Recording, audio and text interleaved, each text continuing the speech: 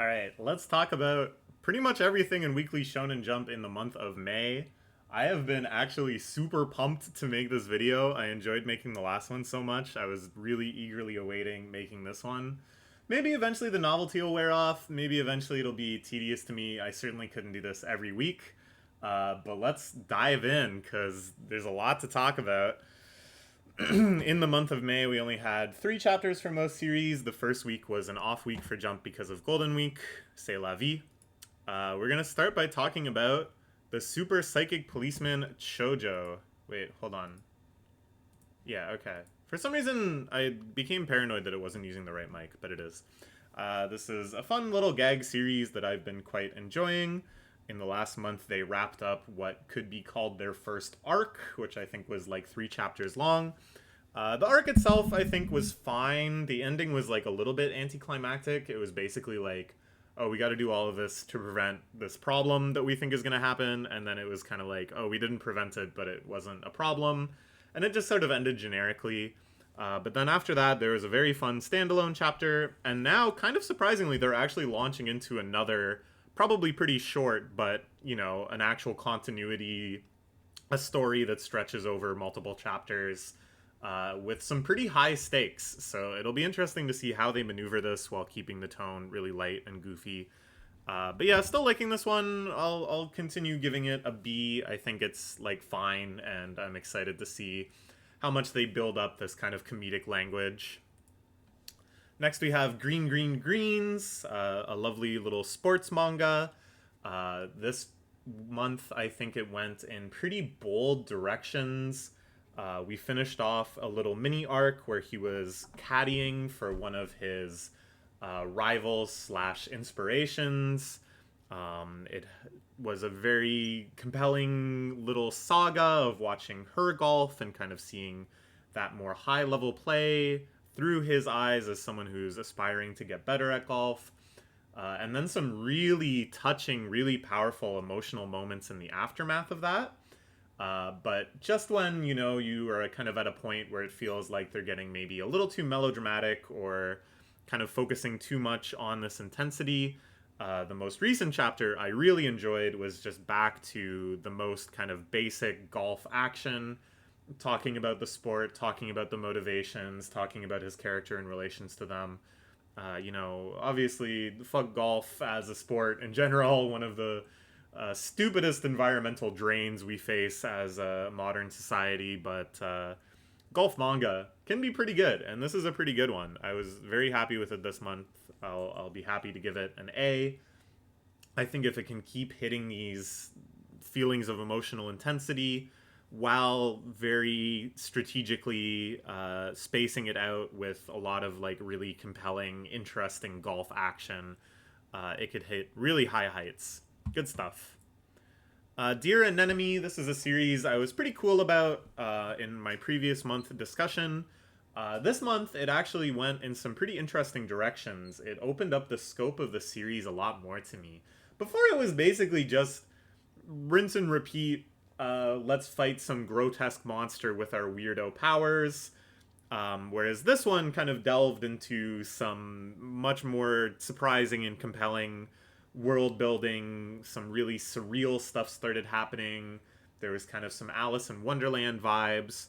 And I was just really compelled to see this really creative and unique art style and this strange world they're building being taken in directions that wasn't just fighting. And then I was kind of disappointed because in the latest chapter it ends up just being fighting anyways. But still, there was a glimpse, there was a moment where it seemed like they're interested in expanding kind of the scope of the story they're telling in terms of genre and in terms of types of conflict and stuff.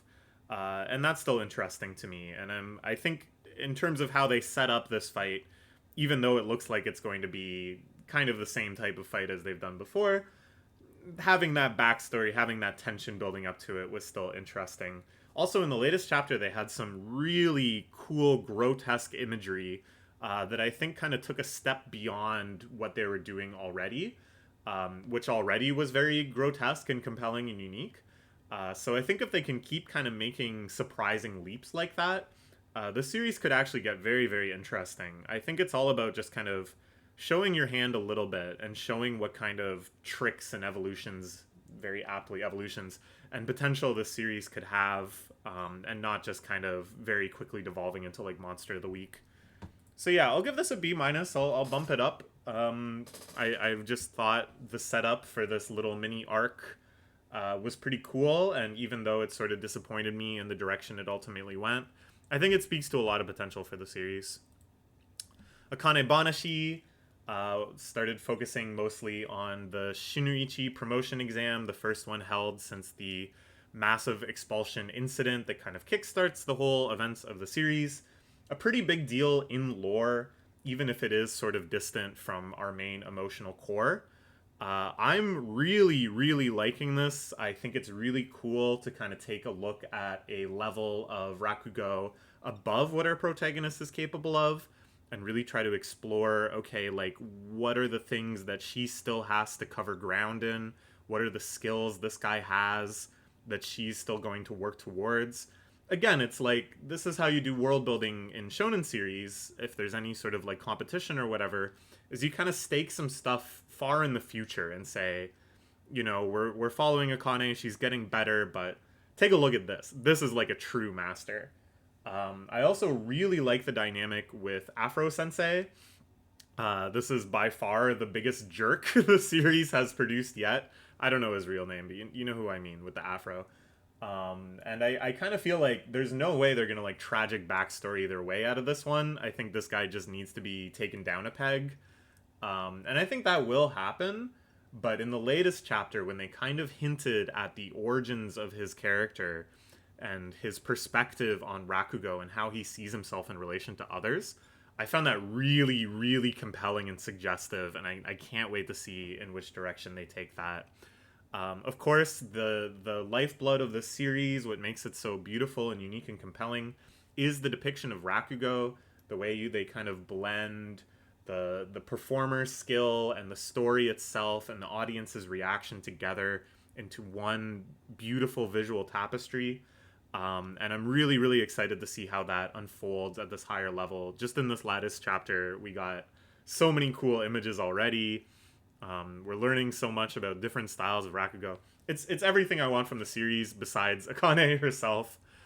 So I'll give this one an S. I'm just super compelled by this arc, this moment. Like I said, I just love these sorts of world-building moments in Shonen where you look to the next tier up from what our protagonist is doing, and I think this is doing it really, really expertly. I just love this series, man. This is like one of my favorite things running in Jump right now, so happy to give it high marks.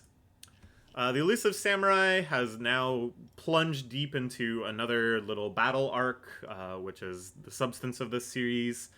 I think this plays to a lot of the series' high notes. That is kind of having things happen outside of the battle, which then reflect as lessons or surprises in technique and stuff within the battle. There was a great example of that this week. A lot of very sentimental moments, as it seems like a major character is going to die soon. It's kind of interesting the way this series negotiates with like historical death, where they don't want to come outright and say, and this is the final battle of so-and-so. But at the same time, they really start kind of like piling up the idea of like, yeah, don't expect to see this guy around too much more. So it'll be pretty interesting because it's like reading the battles with that sort of anticipation. I'm sure it goes even harder if I was an actual history nut and I knew already how the battle was going to go. But yeah, it's making it quite compelling. This is a good battle. I'm also very curious how the supernatural elements, of which this series has been kind of doling out really scarcely with a very light and precise touch, are going to influence this one. Again, it's just very interesting in terms of like historical negotiation.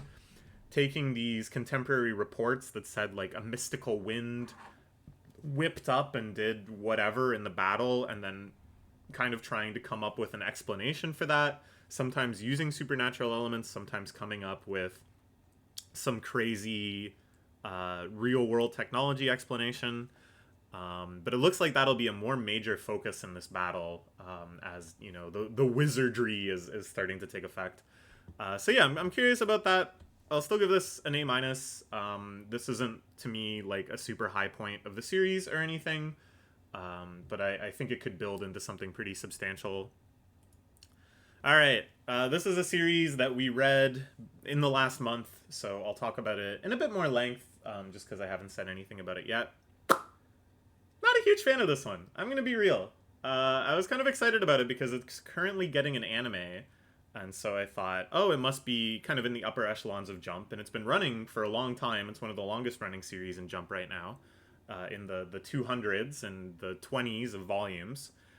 But I don't know. Like, so the premise here is that this kind of mild-mannered boy just inadvertently happens to stumble into a legendary assassin family, the titular Yozakura family, which consists of like 6 siblings.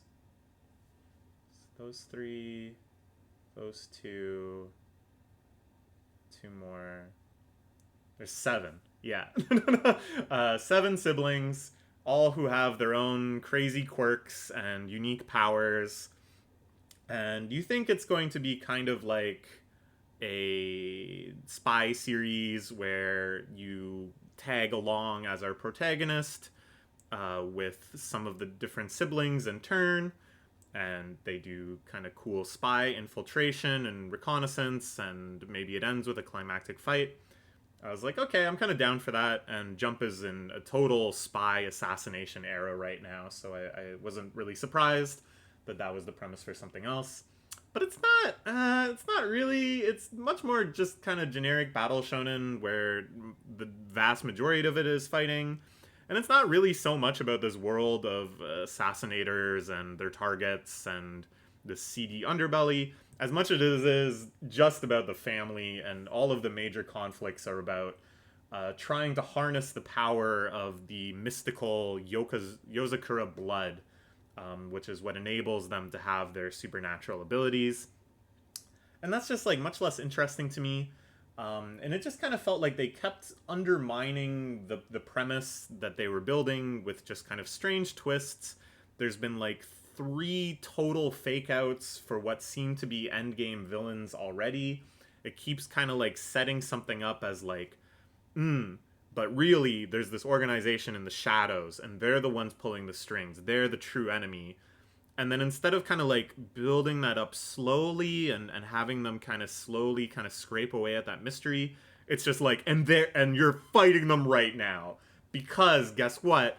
They weren't the real enemy. There was another, even more shadowy figure behind that, pulling those strings. And that's happened like 5 times now, and it's very exhausting to me.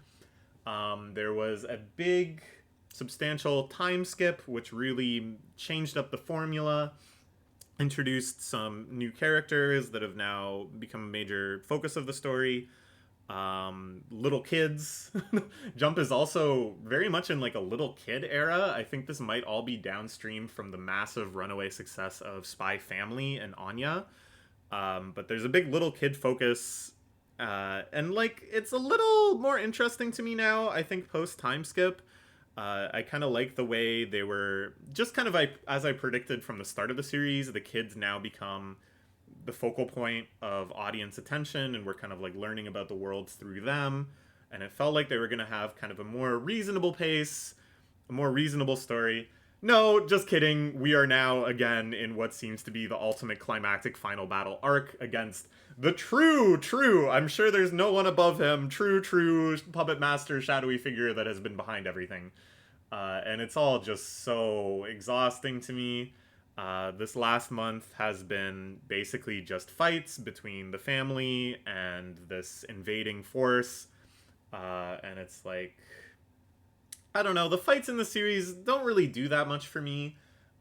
They're quite creative and varied, and you know, everybody fights with like a different style, and that's cool, but they just don't really have that compelling like choreography or like effects work to me. It just always seems like the same the torrent of whatever.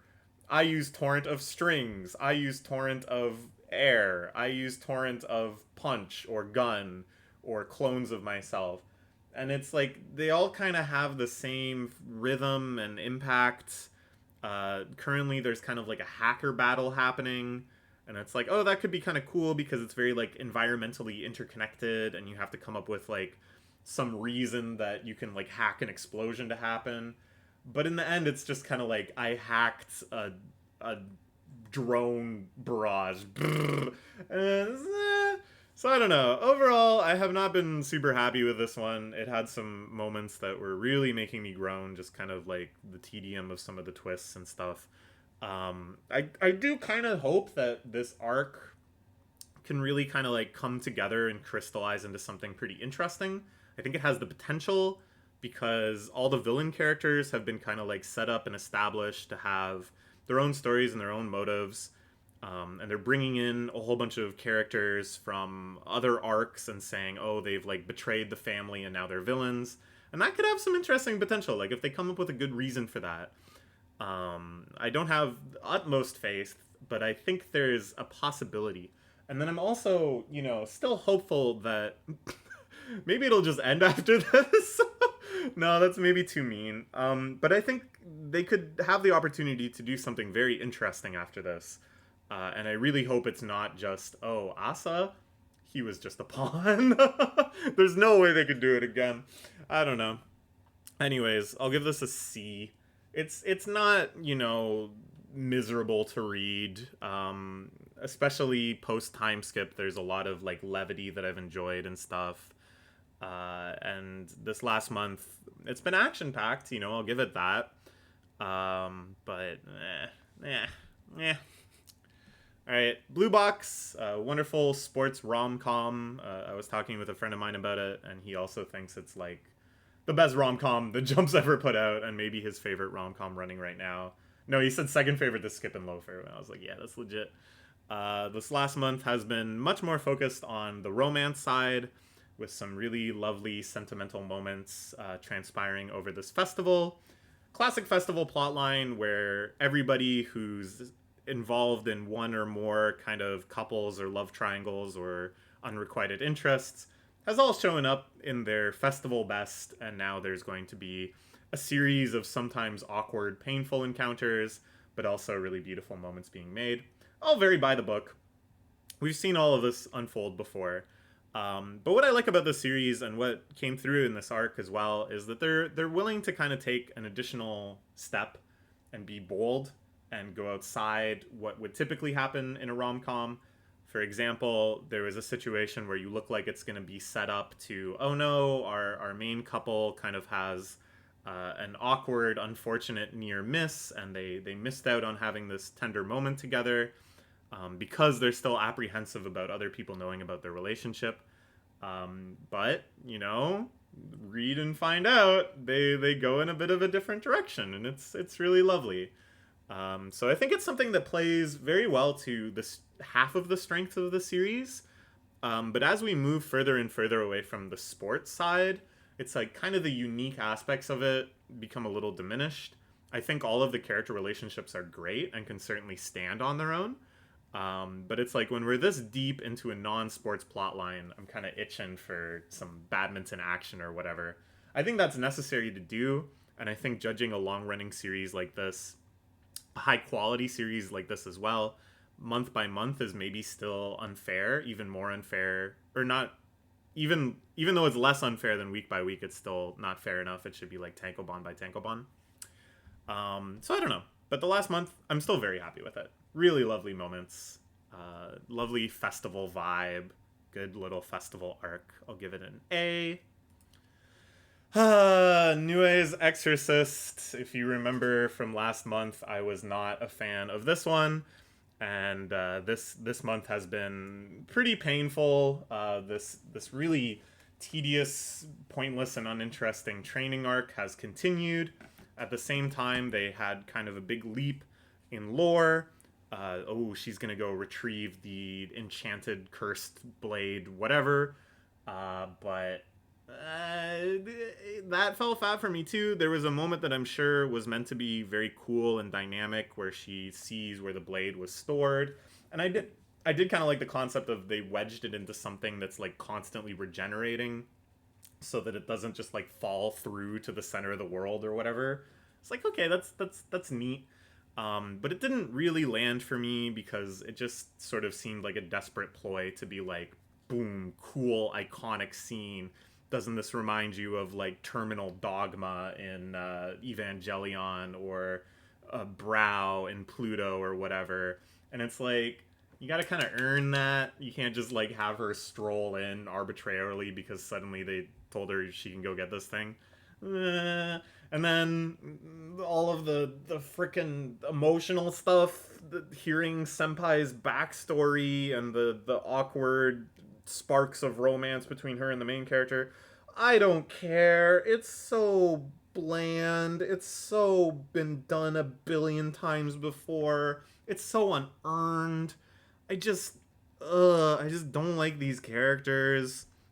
And now they're heading into another oh, guys showed up, he's really strong, but we trained, he wasn't ready for that. And then another really, I find the fights in the series like so tedious. There's just nothing to them. Yeah, not enjoying this one. Sorry to any fans out there. I'm just, this is my honest opinion. I'm not saying you're like stupid for liking it. If it's hitting for you, then great. I hope it keeps hitting for you, but for me it is a wide miss. I'll give this one a D minus. Even worse than the previous month. Witch Watch, though. Loving this one. This is another one I read over the last month, so I'll kind of give you a more substantial breakdown. This is a series that did something that I've never really seen a Jump series do, which is that it moved away from Battle Shonen, okay? At the start, I kind of thought I saw the pieces of this being put together. We have our titular witch, who is a very, very special witch indeed, even in a world where secret witches are a dime a dozen. She is the only one that is capable of casting hundreds and hundreds of different spells, which I thought was a great premise.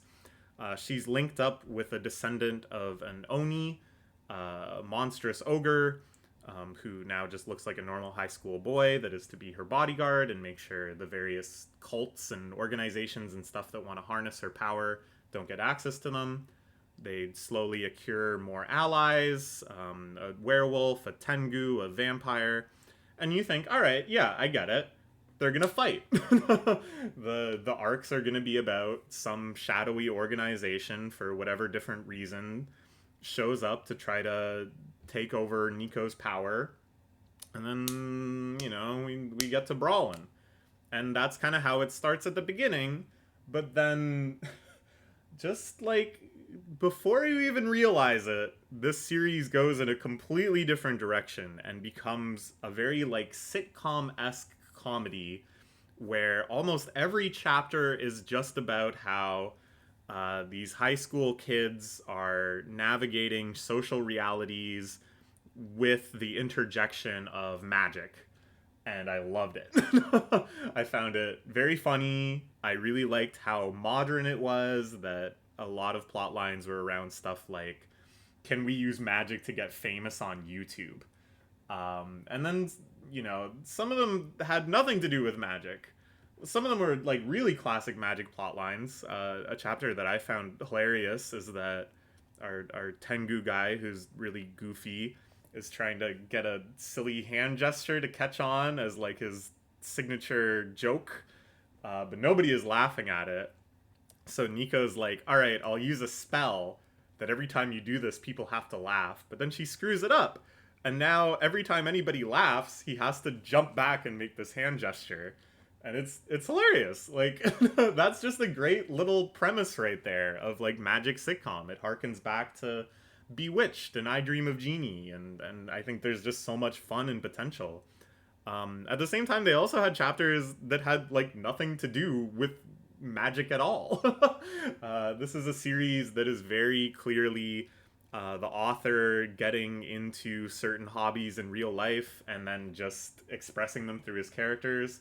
So there's like a character that's obsessed with raw denim, and multiple chapters about how to buy a good pair of jeans and how to look after them and the benefits of investing money in a good pair of jeans. And as a fan of raw denim myself, I was like, yeah, this is really hitting. The author clearly knows what's up. And that's great. And that's something that I've encountered in very different genres of manga. Stuff like One Day Outing Foreman is maybe my canonical example. But a lot of like foodie manga is in this territory, or travel manga, where it's clearly just the author's very thinly disguised interests manifesting as manga.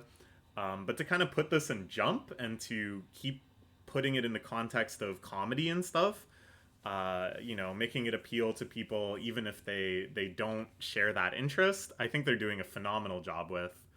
And then what is crazy is like they just get carried away and do, let's say, like a year of this comedy, and then it's suddenly like, hey, wasn't there like an evil organization targeting Nico? Aren't we like still in grave danger because these prophecies around her getting kidnapped and stuff haven't come to pass? And then it's just like, oh shit, right. And then they'll have like a little battle manga arc where there's like a threat and everybody fights it. And it lasts for maybe like 10 chapters at most. It's so funny to me that it's, like I said, it's the exact opposite of so many other series that start in whatever genre. Like Yu Yu Hakusho is a canonical example. It starts as this like really kind of gritty but heartfelt ghost mystery where he's like trying to resolve the emotional problems of spirits, and then it's like they have their first tournament arc and they're just off and running, and the rest of the series is all battles. This is the only thing I've seen go in the opposite direction and just keep including battle arcs as this sort of begrudging, I guess if we have to. And it's even acknowledged. There's a time where they have a battle arc, and then at the end they're like, oh shit, the enemy is going to return at like the first week of November, like November 8th, they're going to be back. They have a reason to think this. And then it's like, oh, it's kind of the end of September now. We have a month until then. And then in like the narration, it says like, I hope readers can forgive me if October lasts for an extremely long time. Please just think of it as more time for fun.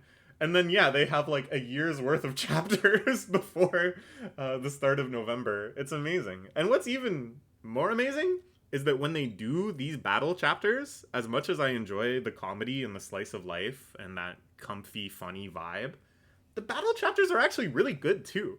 The fight choreography is strong. They come up with all sorts of cool, creative ideas for fights. There's a big emotional component to it. Like, you can really see how much it matters to these guys and how much their personality comes through in these scenarios. It's like, damn, they can really do it all. Like, they could have just had this be a battle shonen if they wanted. But it's so much more. Yeah, and I've been really enjoying it lately too, as part of this overall trend of kids and caring for kids as a big theme in Jump. This series as well has taken care of like a 12-year-old as a major plot element. I'm kind of getting tired of all these series being about this. They kind of hit like the same beats and go for like the same kitty cuteness. So I wasn't like super enthused when they introduced that as like the latest twist.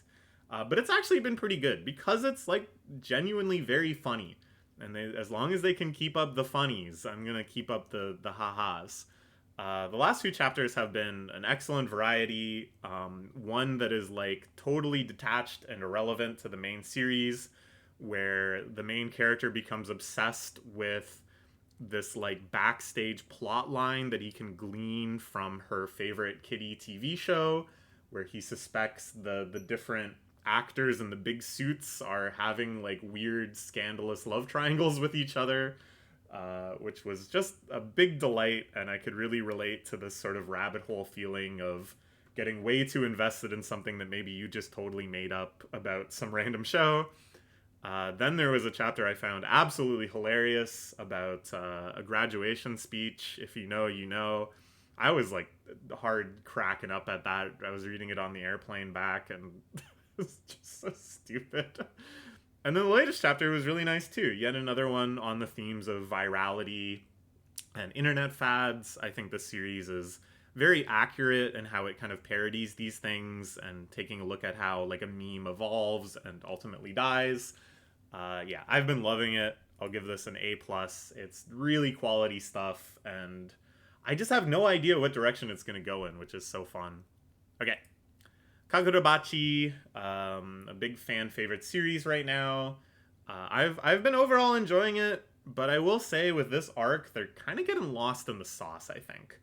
I really understand the appeal of, okay, we've got some momentum, we've got invested readers, it looks like we're going to be able to make it for a couple more volumes at least. Let's do a big arc. Let's do an arc where there's a lot of different elements at play, multiple different factions that aren't just kind of like a binary A versus B, but like an A versus B versus C, which is kind of allied with D. That's all great. I just kind of think they've maybe bitten off a little too much, more than they can chew. And there's just so many elements that were introduced at the start of the arc that now we're kind of needed to care substantially about. Care about the mechanics behind it, you know, the bloodline abilities of these families, but then also their family drama. And it's like none of these elements are bad per se. I think it's just becoming a little bit overstuffed. And there's not really the clear lines of conflict that make it compelling. Moreover, when you still kind of immediately launch into very flashy, very choreographed fights, it starts to feel a little bit tedious because it's like kind of like lore discussion,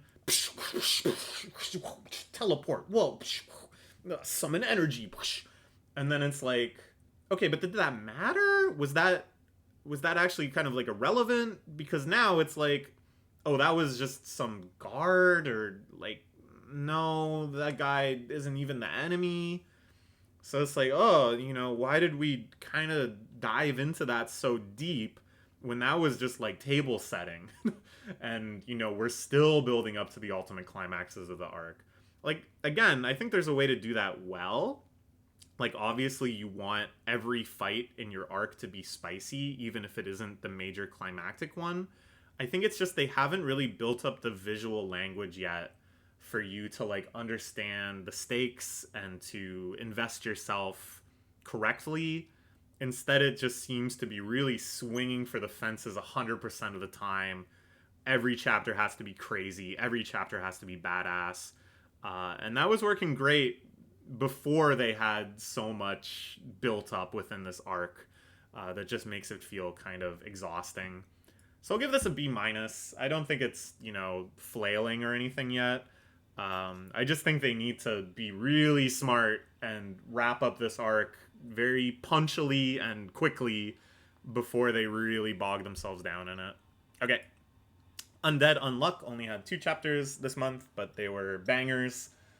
Big climactic moment in a fight, and then setting up the next arc in a way that I found really compelling and really exciting, with a little twist that I did not see coming. And it really harkens back to, I think the series is so good at like having a plot element that you just don't think is going to be in the picture at all. This isn't big spoilers, so like in this case it's Fuko's parents. You know, we know they died when she was young and it was very tragic and sad, and that's like all the role that you expected them to play.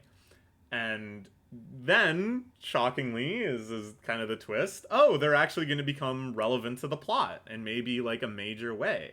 It's like, oh, right, of course they could. Like, that was my own short-sightedness and not thinking about how that might be a plot element. I love stuff like that. It reminds me a lot of Niseosin, and Undead Unluck is like killing it on that front. I think the other thing I love about this series is just this idea of, you know, so much of modern shonen is about like the gray area. Oh, we could win, but we have to sacrifice this much. It's always going to be some tragedy baked into the triumph. And this series really bucks that trend. It's all about, maybe we can make the perfect world this time. Why not? Let's do everything we can to create 100% victory and not leave anything behind. And I think these 2 chapters really exemplified that in a way that I find very moving and very compelling. And I think it's just such a neat way to write this sort of story that we haven't really seen that often. I think it's actually a lot easier to write a morally ambiguous story where, we just get emotional resonance and sadness for free because they succeeded, but they had to sacrifice somebody in order to do so. I think a story that aims for the unilaterally happy ending is so much more rare, and it's so hard to do that in a way that's still exciting and still compelling and still makes you think that maybe something will go wrong. Very, very cool. I'll give this an S-. I think it's killing it. Sakamoto Days, also killing it. The last month has just been basically one fight scene, but it has been one hell of a fight scene with a lot of really cool twists within it, a lot of minor revelations within it, things that were just kind of gleaming, without slowing down the pacing of the action scenes at all, which I think is like, the action scenes in the series, I think bar none, are like the best in Jump right now. And maybe just the best I've read in manga, like, ever. That's high praise, but they're just so good. And this fight has been so good. And Takamura as a character is so cool. It's just, like I said in last month, I think building up a character this way, where you're not actually sure how strong they are, and then just finally delivering, like, this is what it is. This is the fight scene you've been waiting for. I think that's so powerful, and then you gotta deliver, though, right? Like, you gotta make that fight scene as cool as anyone possibly could have imagined it, and they're nailing it. It's so good. I'm so happy with it.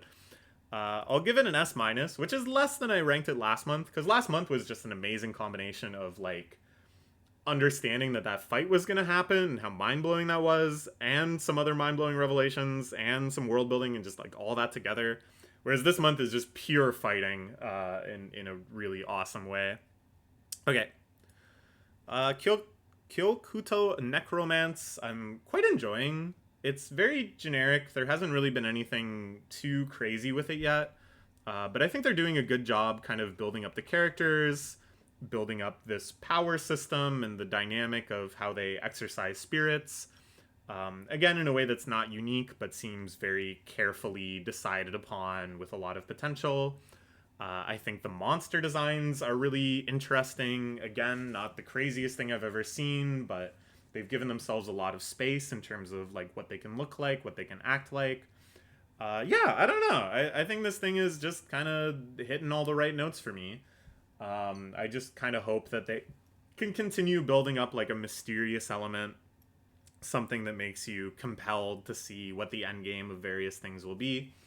And I think the fight scenes could be a little more dynamic too. I think it's tough when you're trying to depict like spirit battles and stuff. You can't really have the same sort of choreography as just like dudes with swords or guns or whatever. But they're doing an admirable job. I'm gonna give this a B+. I think it's very solid right now, and I'm really curious to see how they'll keep building it out. Art style is really cool too. Again, it's not like I've never seen it before, but it's that kind of like edgy, dark, cool, urban style. You don't see actually all that often in Jump anymore, so it's neat. Okay, Astro Royale, which started right around the same time, not doing so much for me. It's kind of interesting because I feel like Tokyo Revengers, which is what this artist is best known for, was a big hit, right? It has a lot of fans. But what I hear about it mostly is that it's like really gritty, really intense, really edgy, about the brutalities of gang life.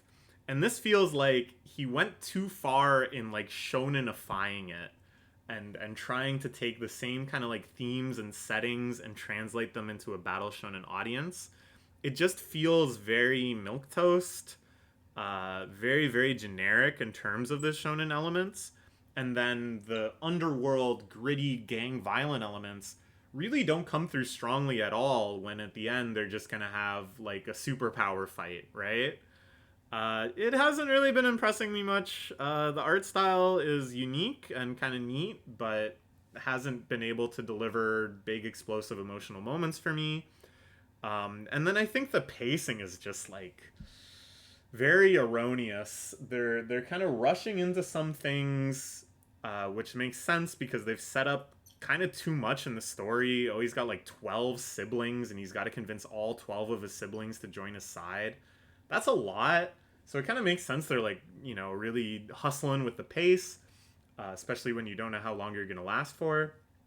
But at the same time, it's like they expect you to care way too much about things that really haven't been set up way too quickly. Like, this latest chapter had a big revelation that one of the characters was another character in disguise. And I was like, but we just met both of these characters last week. So, like, what do I think about that? I don't know. It's not doing a whole lot for me yet. I'll give it a C. I think something interesting needs to happen. It's just sort of going through the motions right now. And the interesting thing that needs to happen is not twists. It's not surprises that we can't care about. It needs to be something substantial in world building or characterization, or, you know, something to make us care. This is a brand new series, Psych House, that started running 3 weeks ago. I'm loving it. The premise is nice and simple. We live in a world where very rarely people are born with psychs, which so far are very kind of typical sci-fi-y powers. Can grow or shrink objects, can teleport things, can read minds. Those are the ones we've seen so far. And then it's like a very down-to-earth, slice-of-life comedy story about how people with these powers have come together in the titular Psych House, and how they're going to kind of like get through their normal lives, solve problems, be there for each other, using these powers. Very funny, very silly, a nice goofy art style that I enjoy. I don't know, this is right up my alley. I really like this sort of tone. I really like this sort of scale. I like that so far, at least, they haven't introduced like a major antagonist that's just gonna drive all of the conflict going forward, but instead it can be a lot more kind of like nuanced interpersonal conflict of growing up and learning your place in society and all that. Quick aside, one thing that I found really strange and funny, in the first chapter, this character here is really, really down on her luck. She's basically starving, and she starts shoplifting with her teleportation powers, just random old rice balls on store shelves from a convenience store. She does it like twice because she's like starving, okay? And then she's found out. She apologizes profusely to the storekeeper, who of course is sympathetic and takes pity on her and gives her a whole bunch of rice balls and says, "You're a kid, you're like 15. Please rely on adults in your life. You're not fighting this alone." And it's a beautiful, tender moment. I really liked it. Apparently, a lot of fans, like specifically Japanese fans, are like, they went too easy on her. She shoplifted. That's terrible. Why is this character our protagonist when she's done something so awful? And I was like mystified, because stealing bread, or in this case rice balls, because you're dying of hunger or to feed your family which is dying of hunger, is the canonical example of breaking a law being morally okay. You can go back to Les Mis. It is the example, and yet they still couldn't get away with it. And then I found it very funny. In the latest chapter, they reveal that a character is super rich because she used her powers of mind reading to win a bunch of money at the casino. And then, very arbitrarily, in a way that doesn't even make any sense, she goes, "Well, I only used it against other people who were cheating, and the casino thanked me." And it's like, what? I'm sure that was added last minute because they didn't want another little minor Twitter scandal on their hands where it's like, she's a cheater and she gets to be one of the protagonists. The legalistic moralizing of some anime fans is like off the charts. It's like, this is 101 stuff, guys. At any rate, I'm really enjoying it. I think the only thing that's weird about it to me is there's like an odd amount of fan service in it for a series that has such a goofy art style and such like a laid back, kid friendly tone.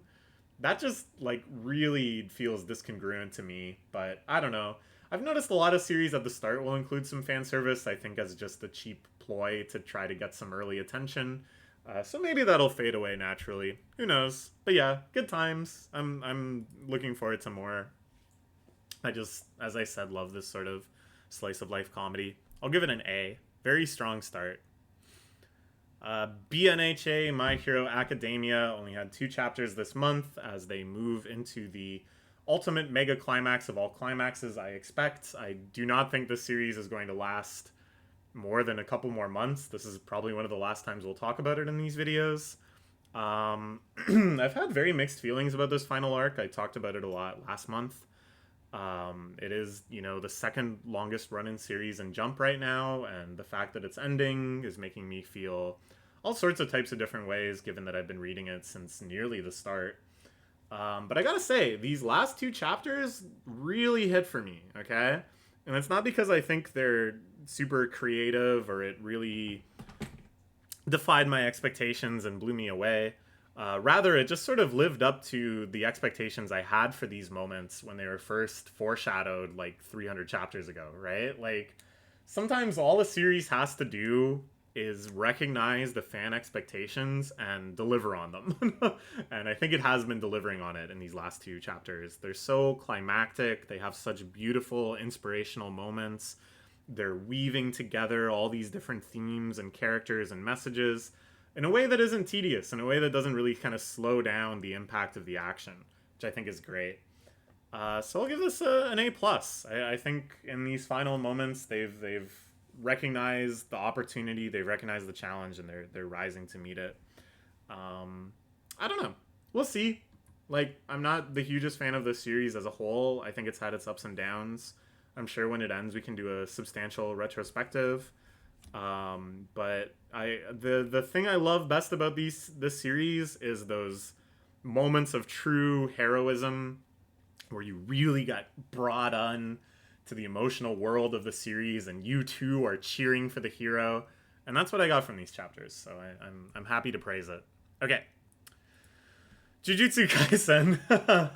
I'm sure if you're watching this video, you've been appraised as to what the hell's going on here. Shit's crazy. As well, it seems to be in its climax of all climaxes. The twists are coming fast and hot and crazy. One of my favorite characters in the whole series came back. Probably my favorite character in the whole series came back. And then a whole bunch of the other shit is happening too. Basically, I have the same feeling as I did last month, though. Despite the magnitude of these twists, it's still kind of in the same mode where something crazy happens and then they cut back to the setting up of this and the discussions of this and how it was possible, which I kind of like as a model. The more I think about it, the more it reminds me of like Kaiji and Fukumoto manga, where some huge twist will happen during the gamble, and then there's a long, substantial discussion of how Kaiji had schemed in the background to make it happen. I love stuff like that. I just kind of think that it has to be very, very precisely positioned such that it doesn't kind of slow down the momentum and the impact of the fighting itself, right? And I think they're doing a good job, but not like a perfect job. Like in the latest chapter, starts with a huge bombshell, and I think it would have been better to just have a fight play out, see the ramifications of this bombshell on the fight for at least 4 or 5 pages before we start explaining why that happened, right? I don't know if it's because of anticipating fan outrage or shock or demands for expectations that they like try to immediately have the expectations and be like, whoa, whoa, whoa, whoa. But guess what? This makes sense. You could have seen this coming. Even though, most of the time it does make sense and you could have seen it coming. I just think it's better to kind of have it linger, I think, a little bit. And let your mind kind of be wowed before something triggers the actual explanation. I don't know. That's like a preference thing. At any rate, the twist they did provide us with did kind of blow me away. I thought the explanations were, again, like not perfectly delivered, but made sense, and I think these are twists that the super diehard fans could have seen coming in a way that's satisfying. Very interested to see where it goes from here, because I didn't see this stuff coming, so who knows what'll happen next. I'll give this an A plus too. I think this is kind of, in this mode in the last few years of Jujutsu Kaisen, this is the kind of thing they're operating in.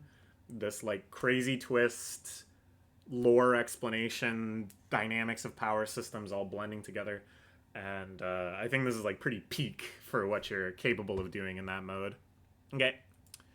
Kill Blue. This is another series that I picked up and read and got caught up on in the last month. It's yet another hitman, assassin, spy type thing.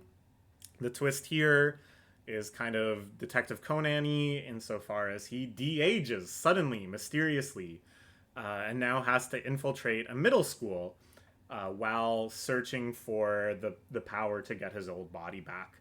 And you might go, oh, wow, is it creepy? And it's only kind of creepy because all of these middle school girls start making advances on him, and he cultivates this, it's not, I wouldn't say a harem yet, but there's multiple girls that are interested in him and aggressively pursuing him. But to the series' credit, it's very, very consistent that he's like, I would never do that. I see her only as someone the same age as my daughter. I have no attraction to her whatsoever. How do I maneuver this? And it becomes this like awkward comedy or whatever, which is, I think, okay. I think it's like the best way to do this sort of premise. I just don't really think this sort of premise is necessary in the first place. Like, I think the benefits to having this age regression thing, like some comedic moments about him struggling to understand modern technology and slang and stuff, or some kind of heartwarming moments about how now he can have like a normal childhood, whereas before he was like a trained killer from the jump. That's like nice, it's fine, but there's always just this kind of like duality where either it is a major plot element and then it just kind of feels like weird and alienates you from the emotional vibes of the story, or they sublimate it and you forget about it, and then you're just kind of like jarringly reminded sometimes that this is like a 40-year-old guy we're watching have these adventures. And the whole thing just feels very awkward to me. It feels very tonally unclear what it's trying to do. I think it's trying to operate in the mode of Witch Watch, where it's this weird balancing act between slice of life comedy and big high impact action sequences, but they haven't really figured out the formula. The comedy stuff kind of falls flat for me. I just don't find it anywhere near as funny as Witch Watch. The characters aren't as endearing, and then the action sequences I find kind of generic and tedious. And then all of this is just sitting on top this weird foundation of like, why is it a 40-year-old man doing all this stuff? A lot of like really weird plot elements too. Like, this is a girl with multiple personalities who switches between this boisterous tan athletic woman and this super shy tiny other woman, and it's like not at all explained how this supernatural thing can be happening. It's all just so many things that I'm just like, why? But, you know, at the same time, it's not terrible. There's aspects I've been enjoying. I find it compelling. I want to see what happens. And then the last month, I think, has been very good. Oh, I've been talking a lot. Let's get a drink of water. The last month had the kind of finale of a pretty major arc, which I was kind of disappointed in, because during the arc they made signals that, oh, everything is going to change from here, and we're going to like really mess with the core premise. And I was excited for that because the core premise wasn't really doing much for me. But then very kind of anticlimactically, they managed to resolve everything in a way that nobody except for one person realized anything had happened, and they can just go back to the status quo. So I was like, but it was still kind of a nice moment. There was some sentimentality there. There was a nice feeling of closure. And then they start setting up the next arc. And the next arc is actually pretty sweet so far. It's your classic isolated on an island murder mystery. It's so cliche that, of course, within the series they acknowledge it as cliche, but even that is cliche. There's no way to do this thing fresh and new now. But it's a classic for a reason. I think that always makes like a compelling plot line.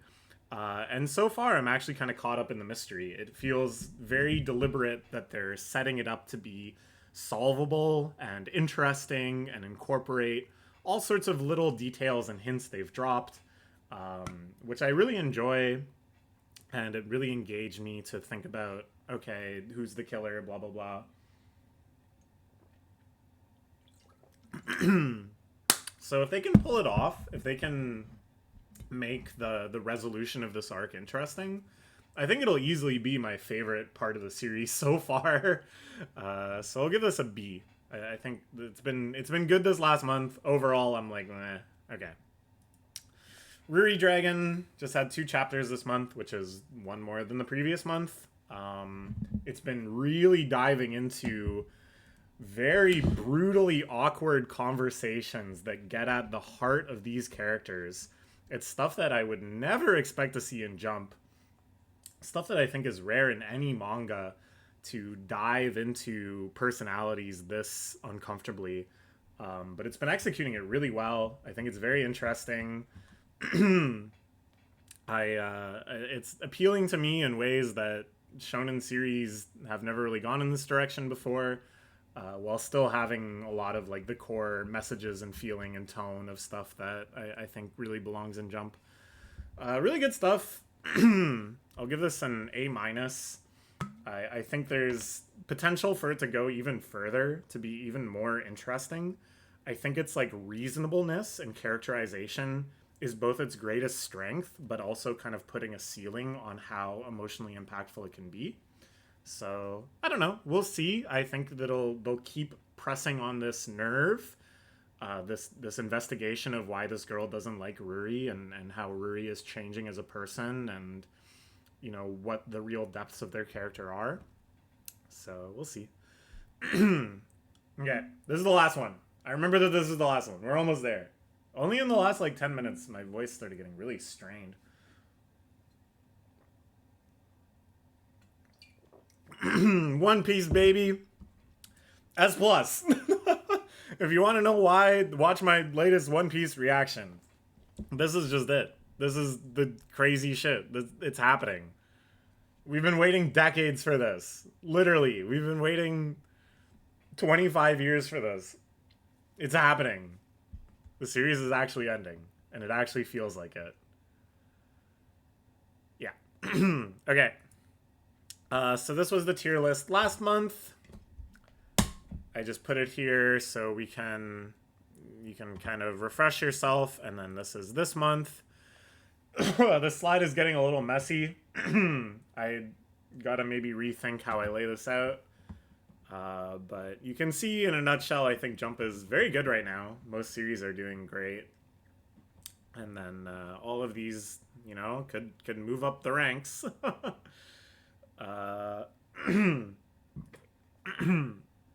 And right now we are reading almost everything in Jump. But the keyword here is almost. We're still waiting on Roboco. I'm almost caught up. I'm on chapter like 140.